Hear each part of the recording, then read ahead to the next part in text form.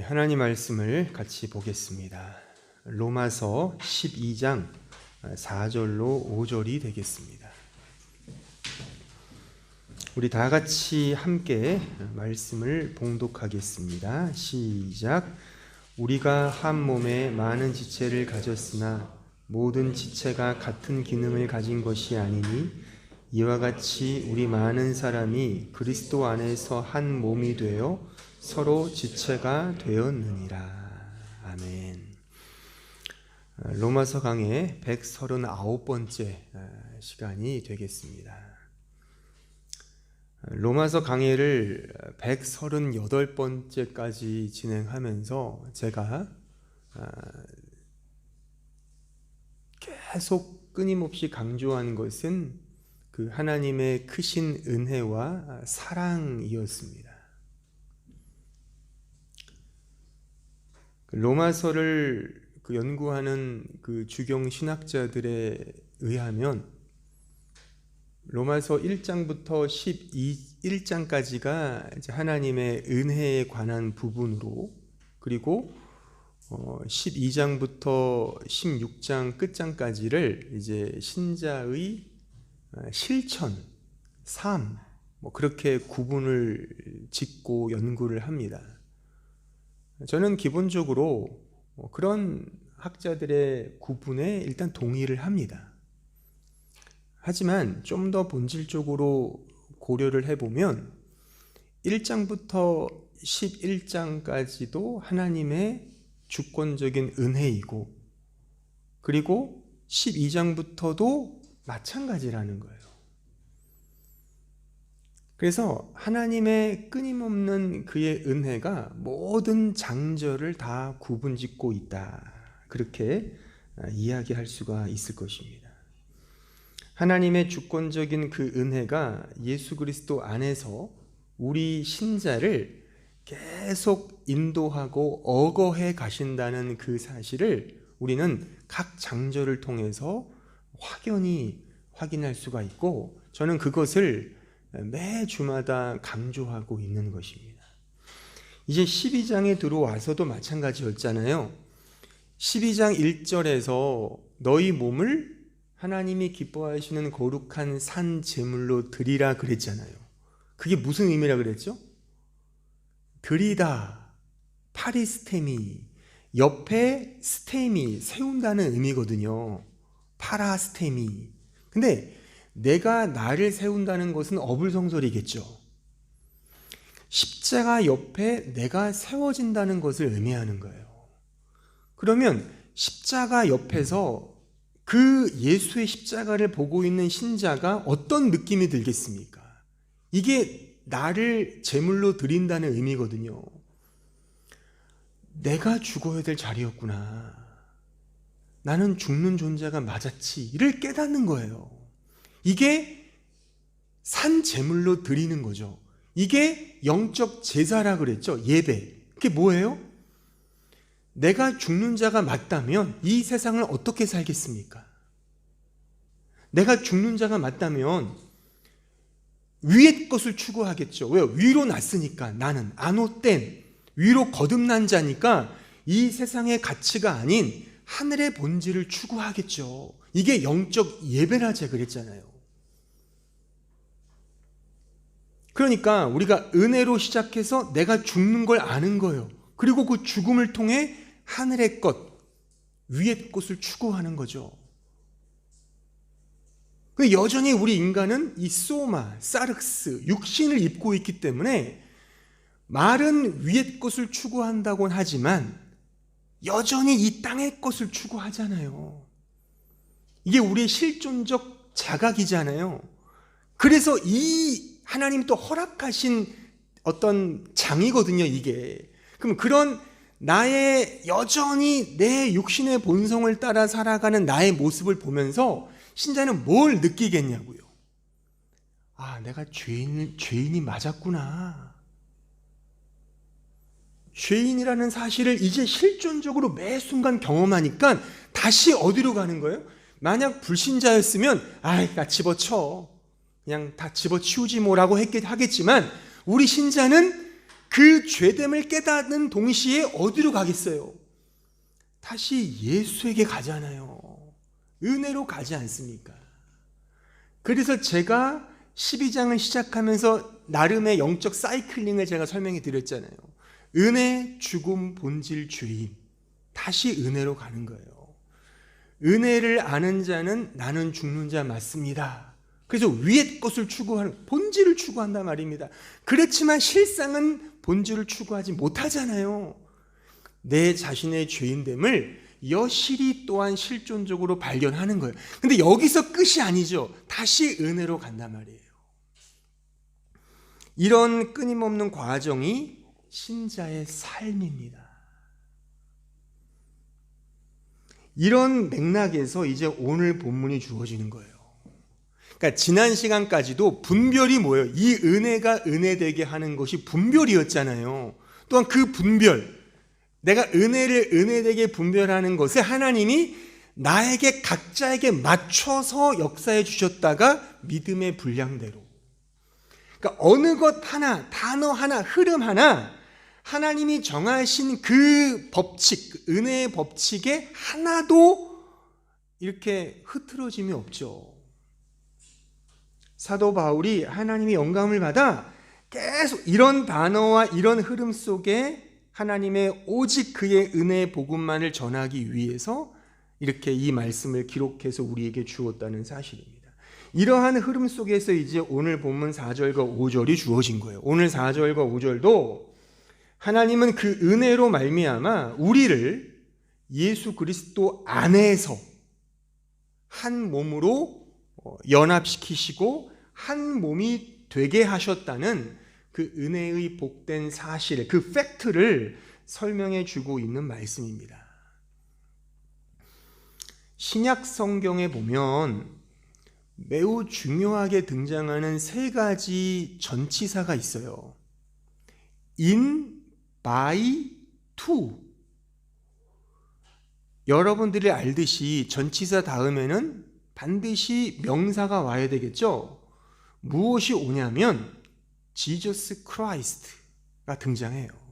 In Christ, by Christ, into Christ, into God, 이렇게 신약 성경은 이것을 계속 설명해 주고 있고 오늘 본문이 그 내용입니다. 특별히 5절을 다시 보시면 이와 같이 우리 많은 사람이, 우리를 말하는 거예요. 우리 많은 사람이 그리스도 안에서 in Christ 한 몸이 되었다 이거예요. 물론 되었다의 이 의미가 헬라어 성경은 현재형이거든요. 하지만 의미상, 전체의 교리상 저는 되었다라고 그렇게 나름의 부정과거 시제로 제가 한번 그렇게 만들어 본 겁니다. 오늘 설교나 다음 주까지 들으시면 아, 이게 이런 의미구나를 아시게 될 겁니다. 우리의 구원은 예수 그리스도 안에서 이루어졌고 성취되었고 완성되었습니다. 우리 안에서가 아니에요. 우리 안에서 이루어진 것이 아니라 밖에서 예수 그리스도 안에서 완성된 겁니다. 예수 그리스도 안에서 한 몸으로 이루어지고 완성되었다는 것은 이제 우리가 우리의 것이 아니라 그리스도의 소유가 되었다는 것을 의미하는 거예요. 우리는 우리의 것이 아니라 우리의 마스터가 있는 거예요. 그 마스터가 누구예요? 예수 그리스도다. 이런 의미인 겁니다. 따라서 이런 의미에서 이제 우리는 완전한 그리스도인인 거예요. 완전한. 왜요? 예수가 완전하게 모든 걸 이루셨기 때문에.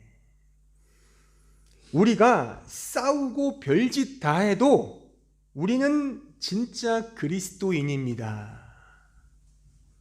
왜요? 그리스도 안에 있기 때문에 그러합니다. 하나님의 온전하심과 같이 온전하라. 우리는 이제 완전한 그리스도인이에요. 왜요? 그리스도가 온전하게 이루셨기 때문입니다. 나도 거룩하니 너희도 거룩하라. 이게 우리는 완전하게 거룩하게 된 존재예요. 왜요? 예수 그리스도가 완전히 이루었기 때문입니다. 원수까지 사랑하라. 그럴 수 있어요. 왜요? 예수가 십자가상에서 다 이루었다라고 모든 것들을 완성했기 때문입니다. 하지만 이러한 사실이 우리에게는 여전히 긴장으로 주어지죠. 왜냐하면 여전히 소마, 사르크스, 육신, 육체를 입고 살기 때문에 여전히 우리의 실존을 보면 죄를 짓잖아요. 그래서 연약한 것 같고 미숙한 것 같고 부족한 것 같기 때문에 여전히 실존적 긴장이 있단 말입니다. 하지만 이러한 긴장조차도 하나님이 맞춤형으로 사용하셔서 아까 제가 말씀드렸듯이 그 긴장의 죄됨이 나를 낭떠러지로 몰고 가는 것이 아니라 오히려 그리스도의 은혜로 가게 하잖아요. 그래서 아까 말씀드린 은혜의 죽음 본질 죄인, 이 사이클링이 우리의 신자의 삶이라는 겁니다. 우리가 은혜로 간다는 것은 나의 행실이 어떠하든 간에 나를 사랑하시고 나를 위해 은혜를 베푸신다는 하나님의 복음만을 의지한다는 이 사실을 의미하는 거예요. 제가 거듭 강조하지만 우리 신자는 what I do가 아니에요. 내가 뭔가를 할까가 아니라 who am I? 난 누구냐를 성경을 통해서 아는 거예요. 세상에 있는 모든 종교는 다 뭐예요? What I do. 내가 뭘 하지? 신을 위해서 무엇을 할까? 어떻게 섬길까? 어떻게 하면 하나님이라는 존재, 신이라는 존재가 나로 인해 기뻐하실까를 기쁨조로 생각을 하잖아요. 하지만 성경은 우리에게 Who am I? Knowing yourself. 너 자신은 뭔 줄 알아? 너 자신이 누구야? 를 묻고 있고, 여기서 한 발 더 나아가면 To whom I belong. To whom I belong. 나는 누구에게 속해 있지? 로 가는 거예요. 그러면 답은 뭐예요? 나는 예수께 속해 있지. In Christ. 그리스도 예수 안에 있지를 확인하면 그렇지. 안전하고 기쁘고 자유와 즐거움이 나온단 말이죠. 이게 신자의 삶이고 이 과정이 말하자면 경건의 훈련인 거예요. 이것이 sanctification, 성화인 겁니다. 이게 이런 과정을 겪으면서 더 주님을 닮아가는 거예요. 또한 이 교회로 말하면 그리스도 예수 안에서 한 몸으로 자라가는 영적 교회의 실체가 이겁니다. 우리는 자주 구원의 확신을 말하곤 합니다. 확신. 여러분들은 구원의 확신이 있으세요? 그러면 그 구원의 확신은 어떻게 해야 주어지는 겁니까? 정말 확실하게 믿습니다라고 해야지 확신이 생기는 거예요? 내 감정과 느낌과 정서와 지적 동의가 아닙니다. 본질적으로 확신은. 구원의 확신은 하나님이 은혜로 우리의 구원을 확증해 주셨다는 그 팩트 위에 내가 서 있다, 이걸 말하는 거예요. 내가 죄를 지으면 확신이 없어지다가도 또 죄를 안 지으면 확신이 생기는 거, 이게 무슨 확신이에요? 다 인과율의 정서적 확신이겠죠. 우리가 가지는 확신은 예수 그리스도 안에 있기 때문에 그 어떠한 것도 변개되거나 포기되거나 취소되거나 철회되거나 말소되지 않는다는 사실입니다. 우리의 감정과 나의 기복이 아니라 오직 하나님께서 은혜로 주셨다, 여기에 근거한단 말입니다.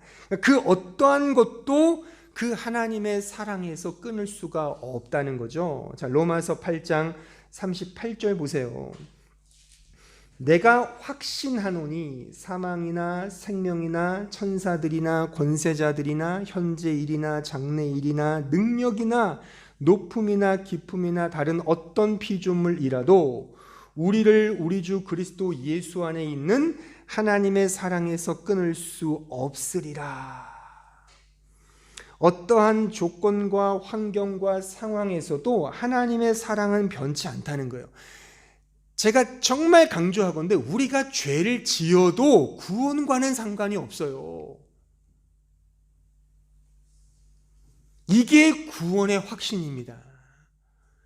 그 근거가 우리의 어떤 와라이 누가 아니라 하나님이 나를 그렇게 사랑하신다는 거잖아요. 그러니까 그의 일방적인 사랑인 거잖아요. 너무 치우친 편향된 사랑인 거예요. 그게 불강력적 은혜인 거죠. 왜 나 같은 자를 사랑하시지가 나온단 말입니다. 이게 구원이에요. 왜요? In Christ, 예수 그리스도 안에 있기 때문에 이것이 확신인 겁니다. 우리가 그 어떠한 죄를 지어도 우리의 구원과는 무관하고 결코 지장을 받지 않는다라고 제가 강조했죠. 이렇게 말하면 대번에 목사님의 설교는 너무 무율법주의를 조장하거나 죄에 대한 경각심을 심히 약화시킵니다 라고 그렇게 반박하는 경우도 있을 수 있습니다. 근데 한번 잘 생각해 보십시오. 잘 생각해 보세요. 뭐냐면 성경에 보면 유일하게 용서받지 못하는 죄가 하나 있어요. 유일하게 용서받지 못하는 죄가 있어요. 그게 뭐예요?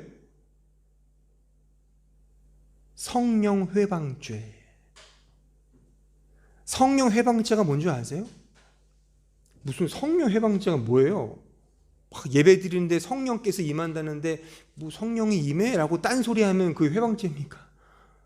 교회가 이렇게 가야 되는데 목사님이 결정했는데 그거를 반박한다고 당신은 성령 회방죄라고 그렇게 얘기하던데 그런 게 아니에요. 성령 회방죄는 예수를 그리스도로 믿지 않는 죄가 성령 회방죄예요. 왜냐하면 성령은 예수가 그리스도됨을 계속 증거하거든요. 근데 그걸 믿지 않는 거죠. 그러니까 쉽게 말하면 성령 회방죄는 예수를 안 믿는 거예요. 그럼 보세요. 우리가 예수를 믿기 전의 상태가 성령 회방죄의 상태였어요. 용서받을 수 없는 죄. 근데 이제 예수를 믿게 되었잖아요. 그러면 그 후에 도대체 어떤 죄를 지었길래 그 이전의 죄보다 더 크겠습니까? 예수를 믿기 전에는 성령 회방죄란 말이에요. 그 자체가 용서받을 수 없는 죄. 근데 그 죄를 하나님이 용서해 주셨어요. 그리고 예수를 믿게 되었단 말이에요. 그럼 믿고 난 이후에 죄를 짓는다 해서 그 죄가 그 전의 죄와 비교했을 때 어떤 게 더 크고 차이가 나냐고요. 본질적으로 다르다 말입니다. 예수를 믿기 전과 믿은 이후의 상태는 근본적으로 다르단 말이에요. 비교할 수조차가 없단 말입니다. 어마어마한 변화가 생긴 거예요. 우리는 감지하지 못하더라도 물론 그 변화가 우리의 마음과 정서에 분명 어떤 증거와 울림으로 나타납니다. 하지만 그 증거와 경험보다 더 중요한 건 하나님이 그렇게 우리를 용서해 주셔서 당신의 자녀로 삼아 주셨다는 그 팩트잖아요. 내가 여전히 죄인이었는데 하나님이 그 죄를 의로 여겨주셨다는 거예요. 로기조마이. 여겨주심의 은혜를 받았잖아요. 난 여전히 죄인인데 하나님이 너는 죄인 아니야. 내가 그리스도 내 아들의 독생제 아들의 피로 널 덮어줄게. 에피칼립토 덮어주는 은혜. 그걸 받았단 말입니다. 어마어마한 죄의 속량을 얻었는데 그 이후에 예수를 믿고 난 이후의 죄의 문제 그게 뭐 얼마나 크다고요. 따라서 하나님의 은혜와 사랑을 모르는 것이 본질적 문제이지 그 은혜를 아는데 어떻게 죄를 짓느냐 그러니까 무슨 문제겠냐고요. 그건 문제긴 문제겠지만 본질적 문제는 아니라는 겁니다. 이 논리를 아시겠습니까? 따라서 은혜와 사랑을 아는 게 중요한 거예요. 그리고 제가 오늘 설교에서 강조하고 싶은 워딩은 하나님의 은혜와 사랑을 아는 것이 행하는 겁니다. 하나님의 은혜를 알고 믿는 게 실천인 거예요. 요한복음 17장 3절 보세요. 영생은 곧 유일하신 참 하나님과 그가 보내신 자 예수 그리스도를 아는 것이니라. 보세요. 자, 보세요. 성경에서 가장 최고의 축복을 영생이라 그러잖아요. 근데 영생을 어떻게 얻어요? 예수 그리스도를 아는 것. 너 예수님을 잘 따라와가 아니라, 착한 일 열심히 해가 아니라, 그 예수 그리스도를 아는 것, 믿는 것. 자, 요한 1서 5장 1절 보세요. 예수께서 그리스도이심을 믿는 자마다 하나님께로부터 난 자니 또한 낳으신 이를 사랑하는 자마다 그에게서 난 자를 사랑하느니라. 우리가 하나님을 사랑하고 그의 계명들을 지킬 때에 이로써 우리가 하나님의 자녀를 사랑하는 줄을 아느니라. 하나님을 사랑하는 것은 이것이니 우리가 그의 계명을 지키는 것이라. 그의 계명들은 무거운 것이 아니로다. 여기에서 혼돈을 해요. 아, 계명을 지키는 거야. 아, 행동으로 지키는 거. 이렇게 우리는 자꾸만 우리의 알고 있는 사전 지식으로 이해한단 말입니다. 흐름을 무시한 채. 그러니까 지금 이 말씀 속에서 지킨다는 게 뭐겠냐고요. 자, 계속 볼게요. 4절. 무릇 하나님께로부터 난 자마다 세상을 이기느니라. 세상을 이기는 승리는 이것이니 우리의 믿음이니라. 예수께서 하나님의 아들이심을 믿는 자가 아니면 세상을 이기는 자가 누구냐? 계명을 지켜라, 십계명을 지켜라, 이런 지킨다는 것에 아니 실제 지킬 수 있겠냐고요. 우리가 정말 100% 그러니까 하나님의 온전하심처럼 온전해지기 위해서는 100% 지켜야 돼요. 근데 그렇게 지키지 못하잖아요. 그러니까 성경에서 지키라 지키라 우리의 행동을 촉발하는 것에 구약의 특히 의미는 우리에게 지키라고 주신 것이 아니라 너 못 지키지 어떻게 할 거야? 네 꼬라지를 보라니까. 그러니까 믿음인 거야. 이거를 우리 대신 지키는 그 하나님이 올 거야. 그가 모든 율법의 마침, 율법을 완성하셨어. 그를 믿는 게 지키는 거야를 성경이 말한단 말입니다. 그래서 오늘 이 본문도 이 요한일서도 그러잖아요. 지키라 하면서 그 다음 뭐가 나와요? 예수 그리스도가 등장하잖아요.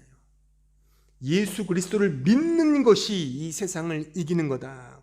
5장 6절 보세요.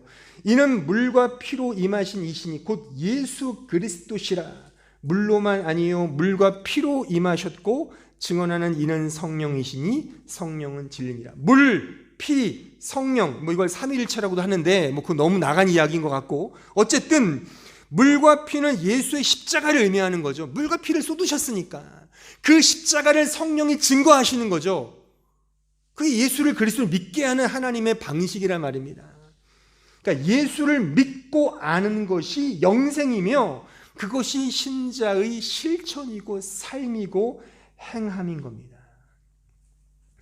실천하는 것은 그 사랑과 은혜를 아는 겁니다.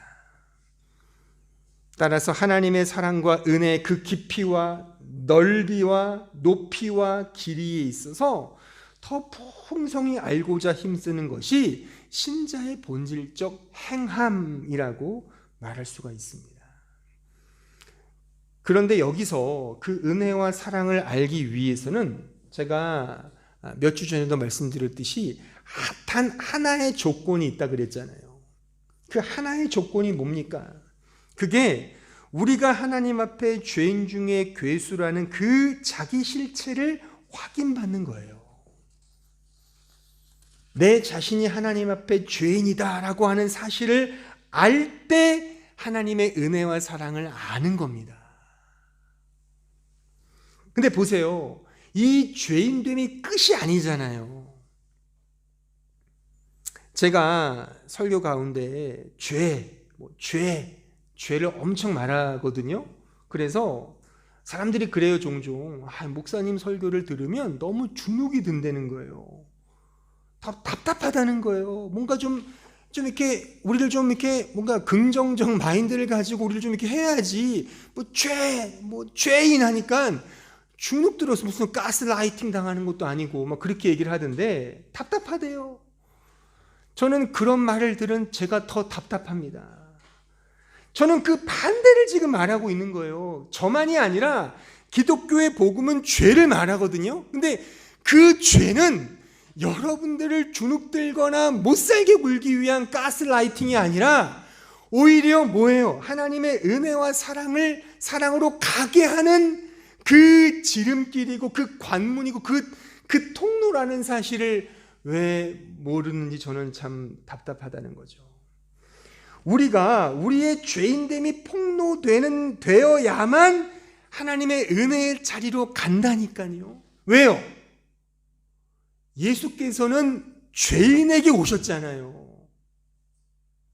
자, 마가복음 2장 17절 보세요. 예수께서 들으시고 그들에게 이르시되 건강한 자에게는 의사가 쓸데없고 병든 자에게라야 쓸데있느니라. 나는 의인을 부르러 온 것이 아니요 죄인을 부르러 왔다. 이 말씀만 고지고대로 보면 그러면 죄인이 낫습니까? 의인이 낫습니까?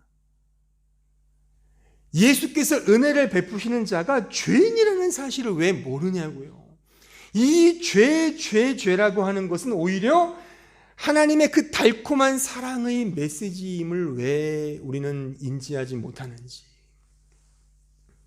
제가 이런 예를 하나 들어볼게요. 한번 잘 들어보세요. 여러분들이 암에 걸렸다고 한번 상상을 해보자고요. 암에, 죽을 병. 그러면 두 가지 진로가 있을 수 있어요. 하나는 내가 암에 걸렸다는 사실을 모르는 거예요. 모르는 게 약이잖아요. 모르고 지금까지 즐겨왔던 술 먹고 담배 태우고 막 향락 즐기면서 아주 그냥 재미있고 알콩달콩 사는 거예요. 물론 암이니까 결국에는 고통스럽게 죽겠지만 그 과정은 쿨하게 살겠죠. 나는 쿨하게 살 거야. 그런 케이스가 하나 있을 수 있고, 또 하나는 저명한 의사를 만나는 거예요. 그 의사로부터 살벌한 선고를 받습니다. 당신은 암이에요. 딱 들으면 충격이겠죠. 심장이 멎고 막 동공이 풀리면서 어떻게 하지? 몸이 벌벌 떨리겠죠. 그런데 그 의사는 이렇게 말하는 거예요. 내가 확실히 고칠 수 있습니다. 자, 그럼 여러분들을 선택해 보세요. 전자입니까? 후자입니까?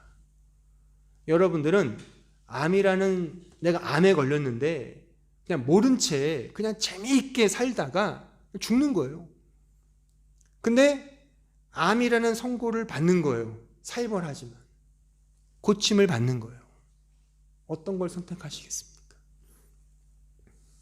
제가 만든 비유긴 한데 물론 온전하게 들어맞는다 충분하진 않겠지만 죄와 은혜의 관계, 죄와 복음의 관계를 여실히 보여주는 비유라고 저는 생각을 해요.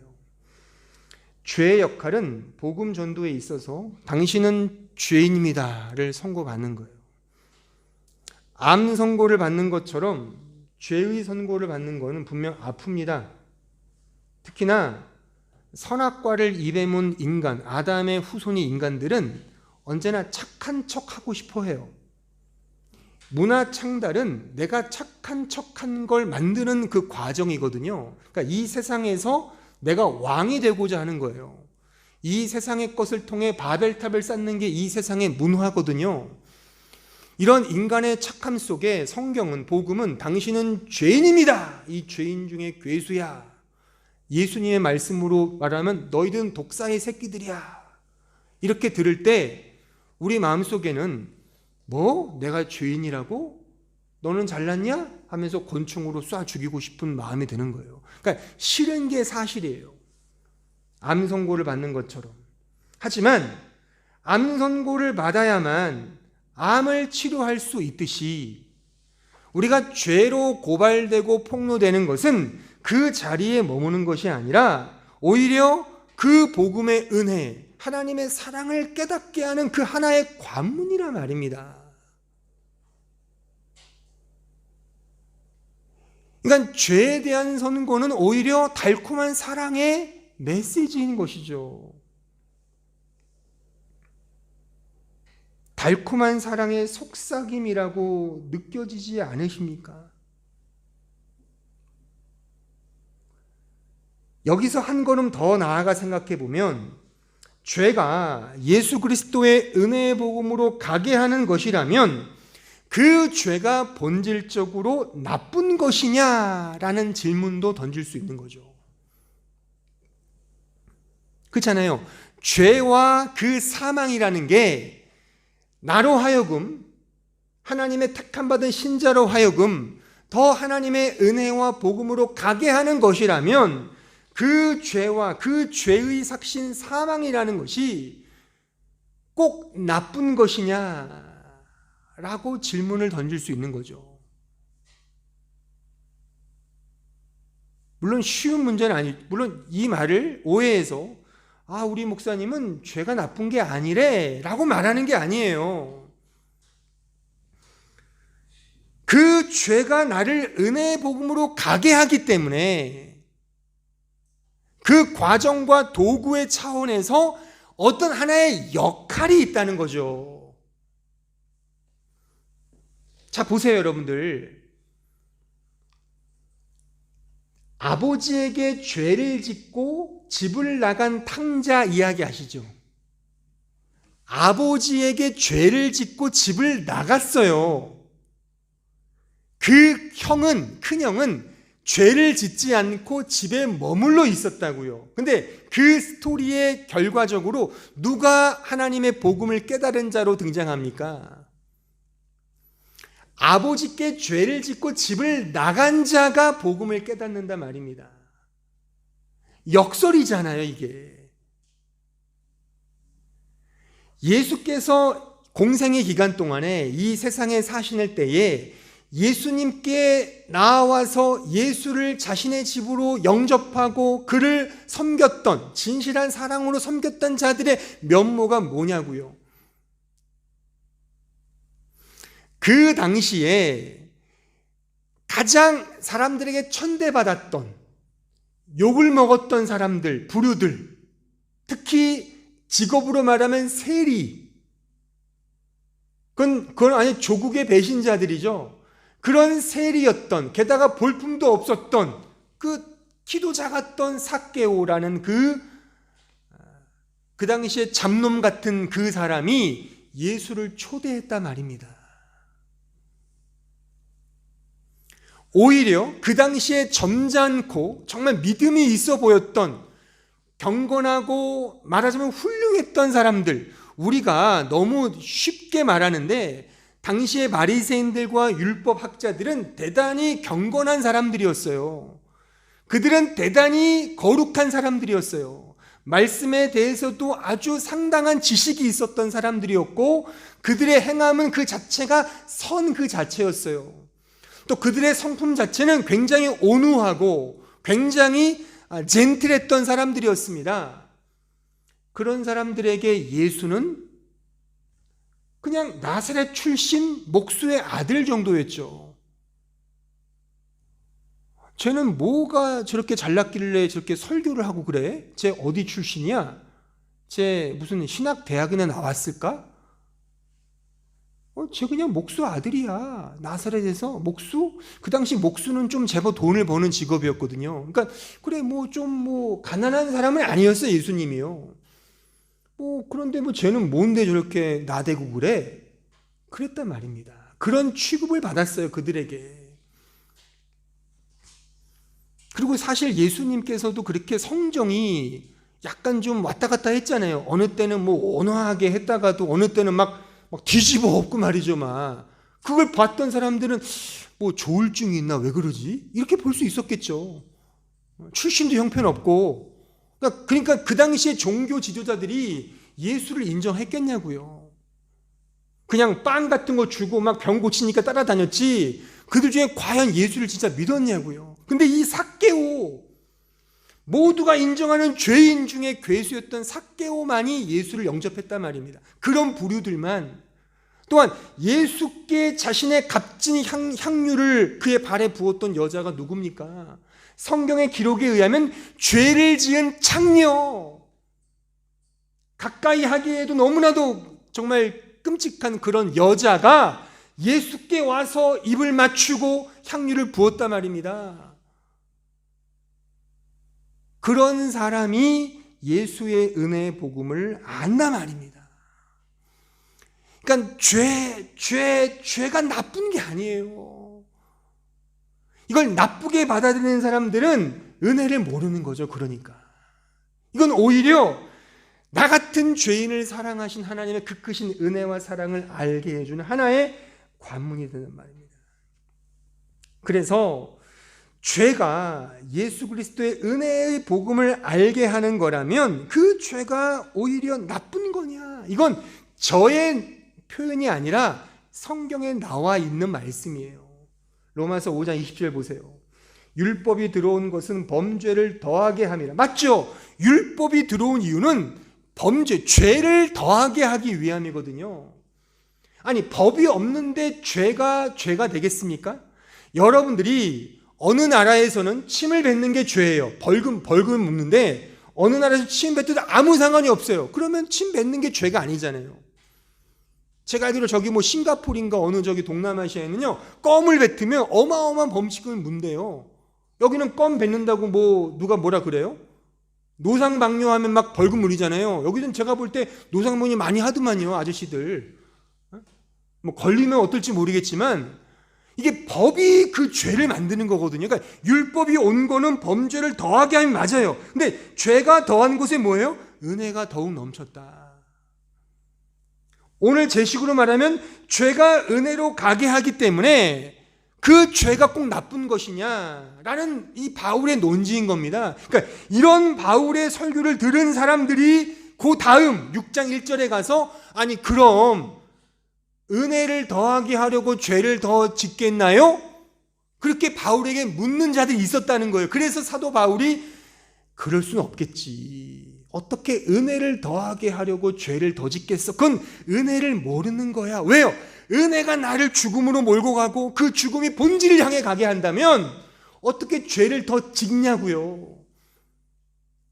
근데 우리의 소마 때문에 죄를 지을 수밖에 없겠죠. 근데 그 죄를 짓는 그 모습과 그 실존을 통해 다시 은혜로 간다는 거죠. 그 제가 사이클링을 만들어 드렸잖아요. 은혜, 죽음, 본질, 죄인, 다시 은혜. 이런 과정이 신자의 삶이고 이런 신자의 삶이 곧 신자의 성화인 겁니다. 이 은혜의 복음을 제대로 알고 깨닫는 자에게 나타나는 그래서 두 가지 상반된 양상이 있는 거죠. 그 하나는 뭐겠어요? 은혜와 사랑을 진짜 알면 어떤 느낌과 정서가 생기겠습니까? 여러분들 중에 저에게 이런 표현을 썼었어요. 물론 저도 설교 때 썼지만 사람이 뻔뻔해지죠. 뻔뻔해지는 게 맞는 거예요. 왜? 우리 은혜가 있으니까. 여러분들이 가족, 아빠, 엄마에게 뻔뻔하게 돈 필요할 때마다 저 돈 주세요 그러잖아요. 저에게도 그런 애가 있어요. 허벌려고 해서 맨날 돈 주세요 돈 주세요. 그럼 욕을 하죠. 더 썼냐? 그렇지만 또 주죠. 이렇게.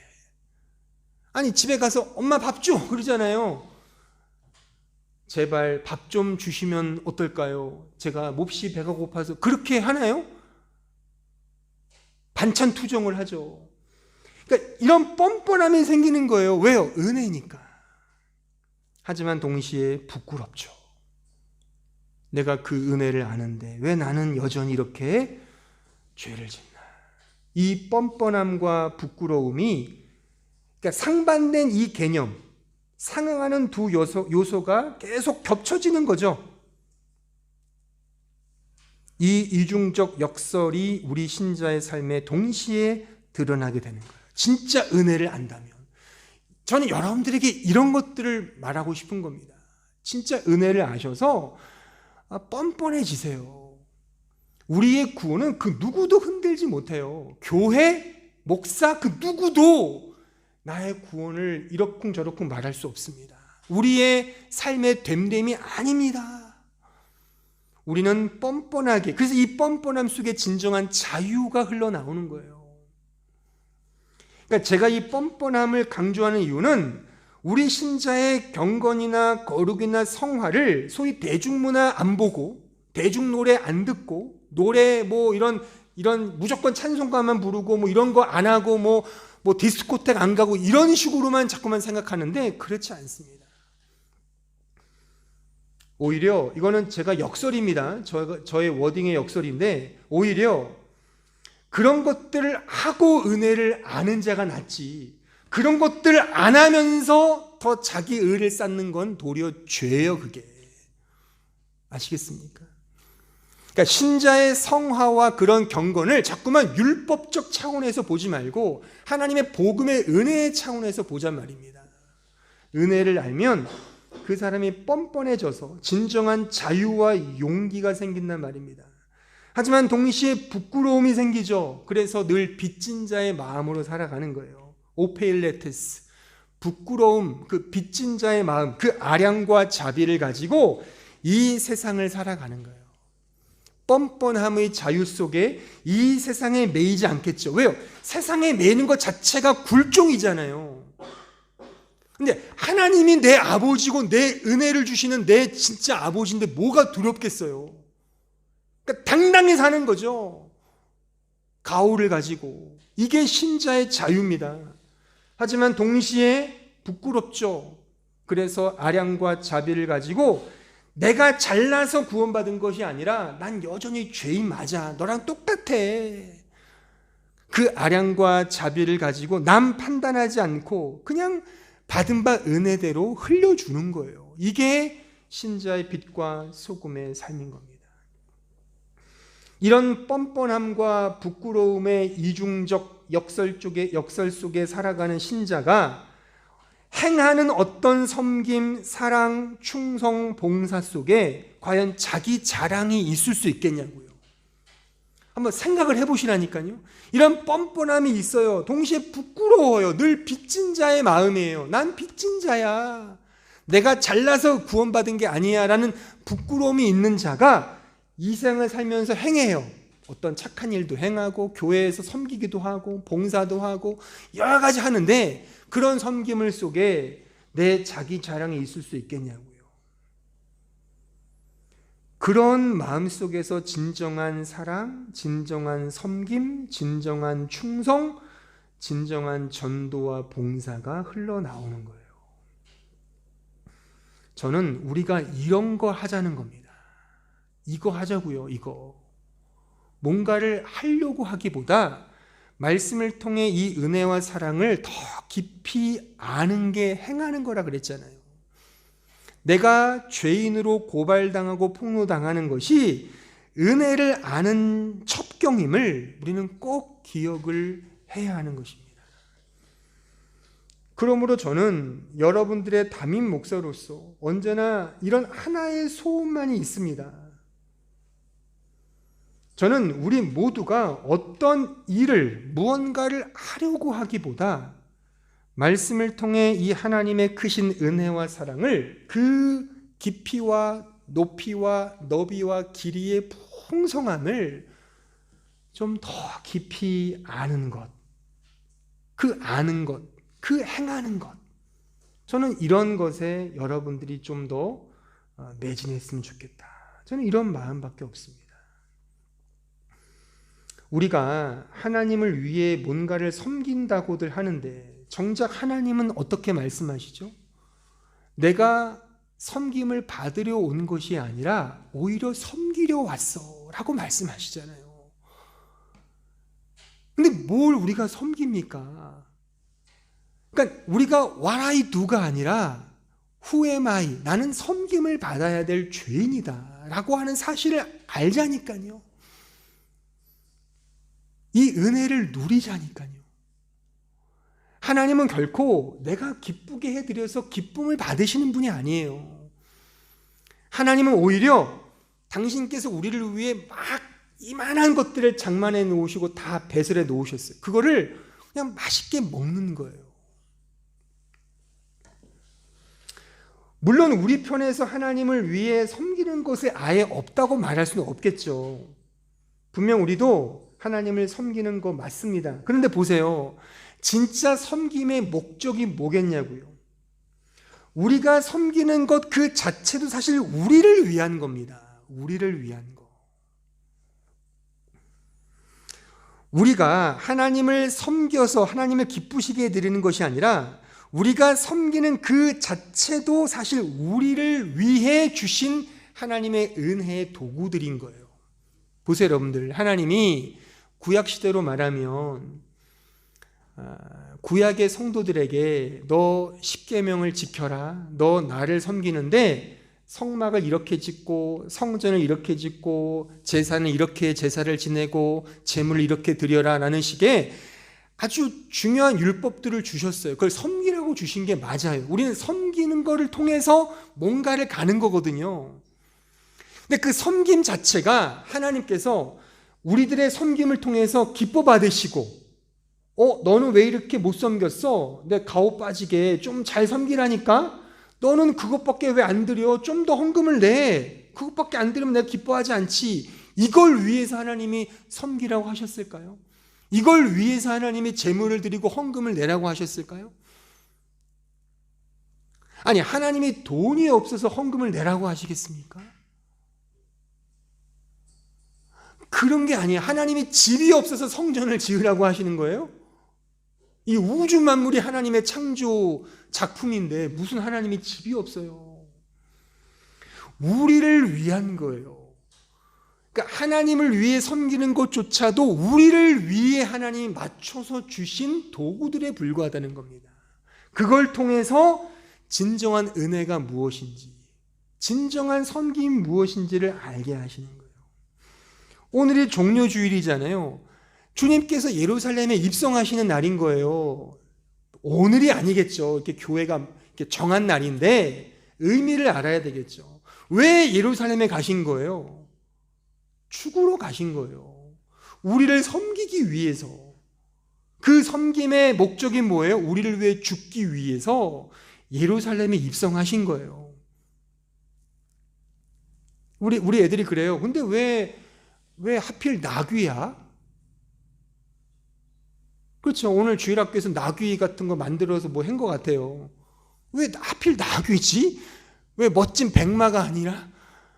그거는 성경이 구약부터 나귀를 타고 들어간다는 예언을 응하게 하는 것도 있고, 또 하나는 나귀는 말 그대로 굉장히 볼품 없는 거예요.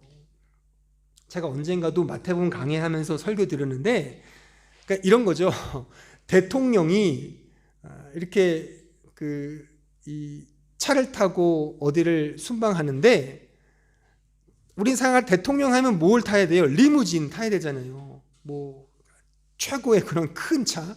근데 뭐 지금은 이제 없으니까 제가 이 상품을 말하면 티코를 타고 가는 거예요. 그 굉장히 볼품 없잖아요. 말하자면 그런 형국인 거죠. 그러니까 우리의 상식이 아니라는 거죠. 예수님은 우리의 왕은 왕인데 이 세상에서 뭔가 대접받는 그런 왕으로 등극하시는 게 아니라 영적인 차원에서의 왕인 겁니다. 세상으로 말하면 더 볼품없는 저 말구 위에 태어나신 유대인의 왕, 이 세상의 왕을 상징하기 때문에 나귀 새끼를 타고 들어가신 거예요. 그러니까 우리를 섬기기 위해 이 세상에 오셨단 말입니다. 그러니까 우리가 이런 하나님을 섬기는 건 맞아요. 하지만 열심히 섬기다 보면 진짜 은혜를 아는 성도라면 그런 고백을 할 겁니다. 아, 내가 섬기면서 하나님의 은혜를 더 알게 되었습니다. 내가 능력이 있어서 이 일을 하는 것이 아니고 내가 잘나서 하나님을 위해 헌신하는 게 아니라 정말 하면 할수록 나 같은 자를 왜 이 일을 하게 하시지? 나같이 능력도 없고 볼품도 없고 늘 혈기왕성한 나 같은 죄인을 이 은혜 알게 하시는구나. 이거 알면 되는 겁니다. 그래서 신자의 섬김과 실천은 다 행하는 것은 하나님의 은혜와 사랑을 아는 것입니다. 조직신학에서 구원을 크게 둘로 나눠요. 하나는 신분으로서의 구원, 다른 하나는 수준으로서의 구원으로 나눕니다. 전자를 칭의라 그러고 후자를 성화라 그래요. 저는 이러한 조직신학적 구분에 일단 동의를 합니다. 하지만 본질적으로 신분으로서의 구원도 은혜이고 수준으로서의 구원도 역시 전적인 은혜인 거예요. 하나님의 맞추어 주시는 그 은혜의 역사가 나의 신분과 수준을 완성시키는 거예요. 내가 거룩해지는 그런 과정을 통해 오롯이 하나만 남는 거예요. 모든 것이 은혜였구나. 립 서비스가 아니라 실제 실존의 삶 속에서. 저도 젊은 목사에 속하지만 목회를 쭉 하다 보면서 느끼는 게 정말 하면 할수록 은혜라는 게 고백이 돼요. 정말 이게 립 서비스가 아니라 정말 그렇습니다. 사도 바울의 그 심정이 이해가 돼요. 왜 모든 것이 하나님의 은혜라고 했을까? 사도 바울만큼 최선을 다해 목회 활동하고 전도 활동한 사람이 어디 있습니까? 전 세계가 기독교 복음화가 된 일에 거의 5할, 6할, 7할 정도 역할을 한 사람이 사도 바울이거든요. 심지어 기독교를 비판하는 이런 지성인들은 기독교를 예수의 종교라고 하지 않고 바울의 종교라 그러거든요. 바울이 만들어낸 이 서신서를 가지고 교리가 만들어졌기 때문에 다 바울 종교라 그렇게 말을 해요. 그만큼 탁월하게 섬겼던 사람인데 그가 말년에 고백하잖아요. 모든 것은 하나님의 은혜다. 나는 단지 배설물에 불과해 하고 고백하는 이유, 그냥 립 서비스가 아닙니다. 하면 할수록, 섬기면 섬길수록, 더 사랑을 하면 사랑할수록 그 뻔뻔함과 부끄러움이 교차되면서 내 자랑이 없어지는 겁니다.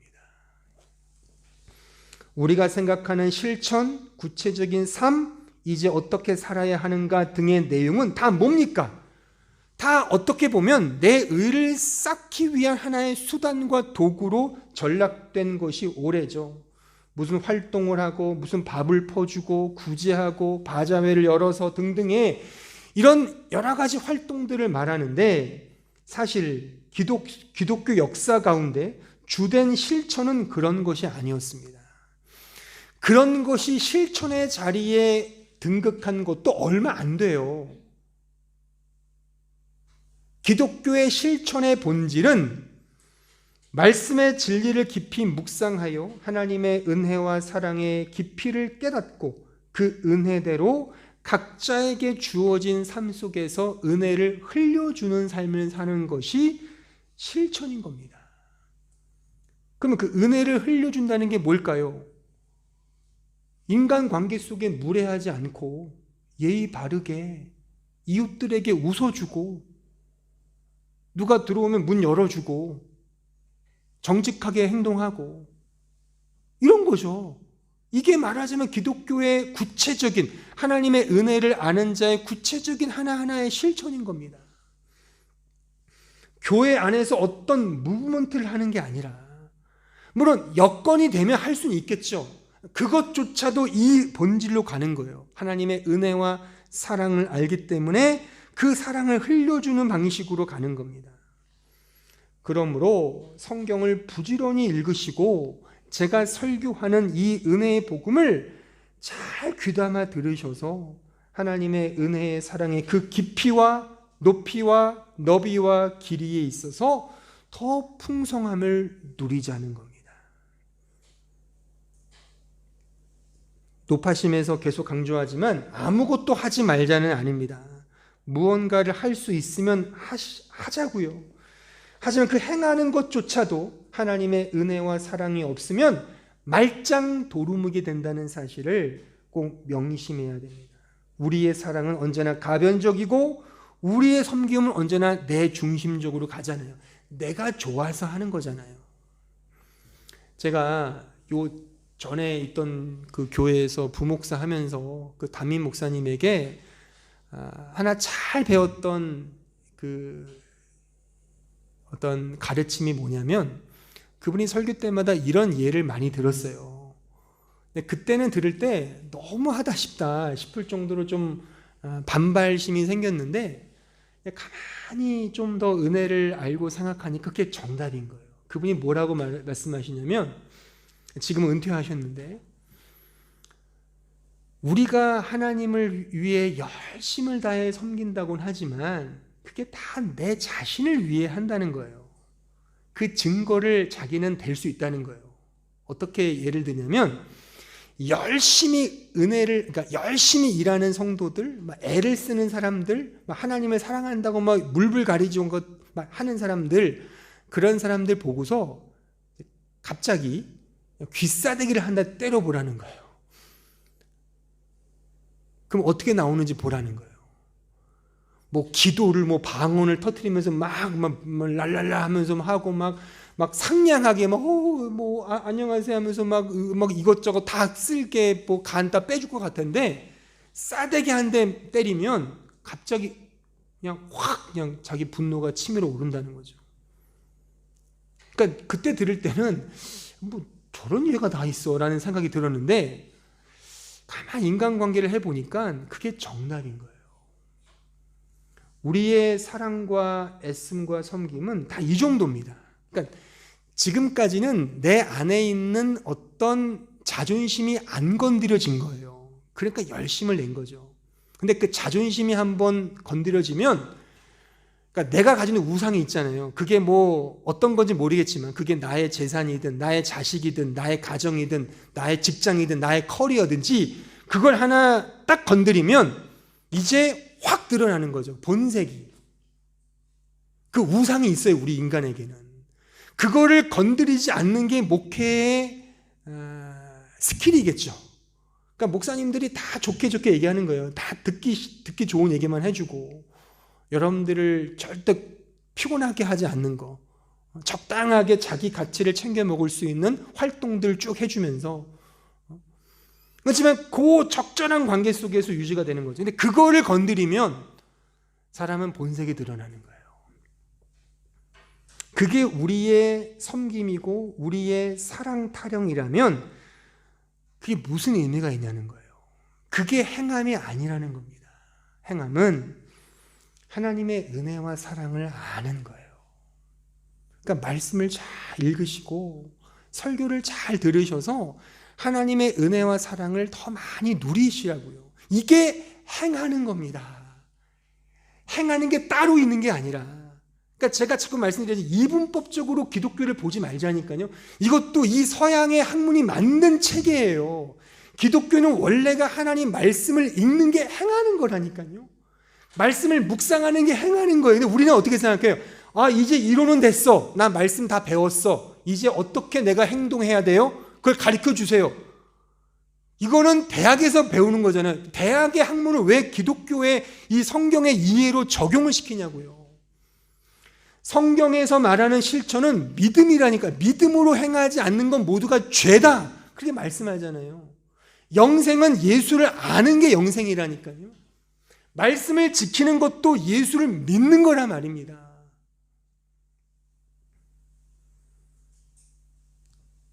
이 은혜와 사랑을 더 풍성히 누리자는 거예요. 그런데 이 은혜와 사랑을 알기 위해서는 반드시 내가 듣기 싫은 죄인 중에 괴수, 오늘도 성가대 가사에 나오잖아요. 죄인 중에 괴수. 이것에 대한 절절한 깨달음이 있을 때 은혜로 간단 말입니다. 우리가 짓는 모든 죄의 양은 그 사랑과 은혜 앞에 쪽도 쓰지 못합니다. 표현이 어떨지 모르지만 우리의 구원은 이미 확증되었습니다. 그 무엇도 철회되거나 삭제되거나 취소되거나 말소시키지 못합니다. 우리가 어떤 죄를 짓더라도 이거는 그대로 믿으셔도 무방합니다. 다 하나님의 은혜로 덮어주셨어요. 그러니까 이 은혜 앞에 위로와 자유를 못 누리신다면 도대체 어디에서 진정한 훈훈한 위로와 기쁨과 자유를 누리시겠습니까? 제가 지금 그걸 말하고 있는 거잖아요. 저는 매일 아침 제 셋째를 유치원에 데려다 줍니다. 유치원을 가기 위해서는 찻길 하나를 건너야 돼요. 찻길 앞에 딱 섰을 때 저와 제 셋째 딸은 동시에 손을 잡습니다. 건너는 거예요. 옆에서 볼 때는 둘이 함께 손을 맞잡은 것 같지만 그 손을 잡는 주도자, 그 인도하는 자, 어거하는 자의 주체는 누구겠습니까? 아빠인 거잖아요. 그 셋째 제 딸은요, 아직 어리기 때문에 판단을 못해요. 그러니까 이렇게 들고 있는 인형이 떨어지잖아요. 그러면 손을 뿌리치고 그 인형을 잡는다니까요. 길바닥에서, 찻길에서. 그러면 저는 그 손을 놓겠습니까? 제가? 안 놓죠. 안 놓고 막 혼을 내죠. 걸어다닐 때는 손에 아무것도 잡으면 안 돼. 아빠 손만 잡아야 돼.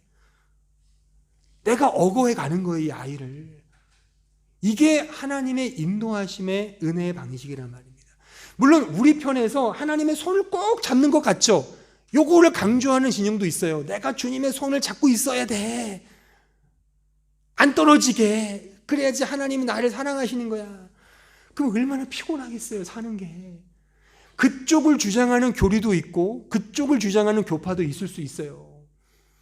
하지만 그렇게 생각하시면 진짜 자유가 있을까요? 아빠 나 예쁘게 했지. 나 손 놓으면 안 돼. 그래 너 오늘 말씀 피웠으니까 손 놓을 거야. 안 돼, 놓지 마. 이게 무슨 기독교냐고요. 내가 널 낳았지만 너 하는 꼬라지 봐서 내가 너를 내 호적에 들지 뺄지 결정할 거야. 그럼 열심히 경주해야죠. 무슨 뭐 재벌집 막내 아들도 아니고 잘한 놈 내가 후계자 삼을 거야. 이게 하나님의 방식이겠습니까? 그럼 우리 피 터지게 싸워야 돼. 지금 여기서 서로 경쟁자예요 지금. 이 중에 제가 제일 낫죠. 목사니까. 빨리 신학교 가셔서 목사라도 따셔야지 하나님께 칭찬 드리시죠. 그렇게 가야 되겠습니까? 그런 게 아니란 말이에요. 하나님은 나를 억어해 가시는 거예요. 그 은혜와 사랑으로. 이게 기독교가 말하는 가장 핵심적인 복음인 겁니다. 수고하고 무거운 짐진 자들아 다 내게로 오라. 그러니까 여러분들이 이 교회에 와서 이 은혜를 누리시면 진정한 자유를 누리시는 거예요. 나는 할 수 없습니다. 주님 도와주세요. 그래서 이 말씀을 통해 이 하나님의 은혜와 사랑을 깨닫는 것입니다. 이 내용이 바로 in Christ, 예수 그리스도 안에 이미 확보된 거예요. 이미 결정됐어요. 이미 결정됐어요. 모든 것들은 예수의 십자가 그 골고다 언덕에서 다 이루었다. 그 안에 완성된 겁니다. 그 이루신 하나님의 은혜와 사랑을 이제 말씀을 통해 하나하나 우리의 실존 속에 깨달으면 되는 거예요. 깨달으면 깨달을수록 우리 입술에서는 하나님을 향한 찬송과 감사만이 터져 나올 겁니다. 그렇게 신앙생활 해가는 것이 신자의 삶인 것입니다. 기도하겠습니다. 은혜로우신 아버지 하나님 감사합니다. 우리가 어떻게 하나님의 그 크신 은혜와 사랑을 다 알 수 있겠습니까? 우리는 도저히 우리의 유한한 머리로는 하나님의 사랑과 은혜를 다 알 수 없습니다. 하지만 우리가 아는 한도 내에서 말씀을 통하여 확인했듯이 하나님은 정말 우리를 사랑하시고 은혜를 베푸시며 모든 우리의 것들을 당신의 의로 여겨주시며 모든 십자가의 피로 우리의 허물과 죄를 덮어주셨습니다. 확증되었고 완성되었고 성취되었습니다. 이 사실을 우리가 매 순간 말씀을 통하여 확인하여 이 은혜의 복음만이 주는 참된 힘과 용기와 위로와 자유와 기쁨을 누리는 주의 백성들 되게 하여 주옵소서. 예수님의 이름으로 기도하옵나이다.